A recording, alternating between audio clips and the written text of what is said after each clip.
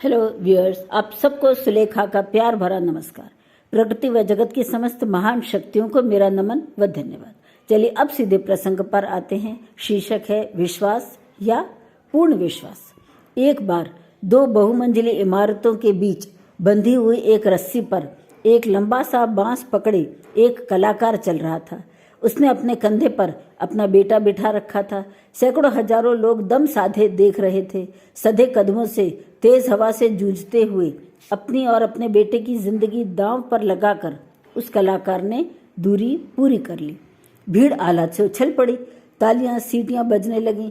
लोग उस कलाकार की फोटो खींच रहे थे, उसके साथ सेल्फी ले रहे थे, उससे हाथ मिला रहे थे। वो कलाकार माइक पर आया, भीड़ से बोला, क्या आपको विश्वास है कि मैं यह दोबारा भी कर सकता हूँ? भीड़ चले, हाँ हाँ तुम कर सकते हो। उसने पूछा, क्या आपको पूरा विश्वास है? भीड़ चले, हाँ हाँ पूरा विश्वास है। हम तो शर्त भी लगा सकते हैं कि तुम सफलतापूर्वक इसे दोहरा सकते हो। कलाकार बोला, पूरा पूरा विश्वास है ना? भीड़ बोली, हाँ हाँ। कलाकार बोला, ठीक है, कोई मुझे अपना बच्चा दे दे, मैं उसे अपने कंधे पर बिठाकर रस्सी पर चलूंगा। फिर क्या था, एकदम खामोशी, शांति, चुप्पी सी फैल गई।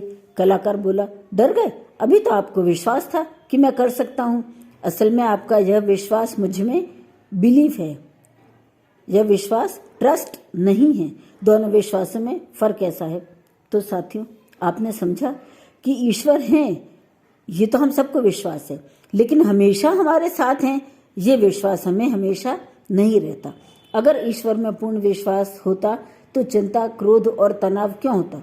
दुनिया की सच्चाई को समझने में इतनी देरी क्यों होती? सच यह है कि हम ईश्वर में पूर्ण विश्वास पूरी जिंदगी कभी भी कर ही नहीं पाते, क्योंकि हम माया में ही खोए रहते हैं, उलझे रहते हैं, उसी में अकंठ डूबे रहते हैं। वो दृष्टि ही हमारे पास नहीं होती जो सही और गलत में भेद कर सके।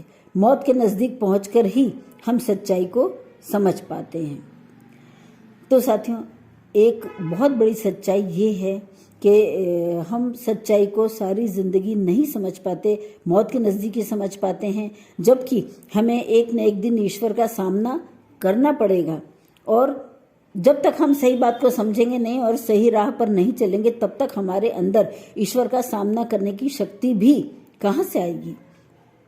खैर, मैंने इन विचारों को इन पंक्तियों में व्यक्त करने का प्रयास किया है। कैसे आए सामने हम, कैसे आए सामने हम, डूबे माया में रहे, सुख सहे हैं दुख सहे, पर दूर तुझसे ही रहे।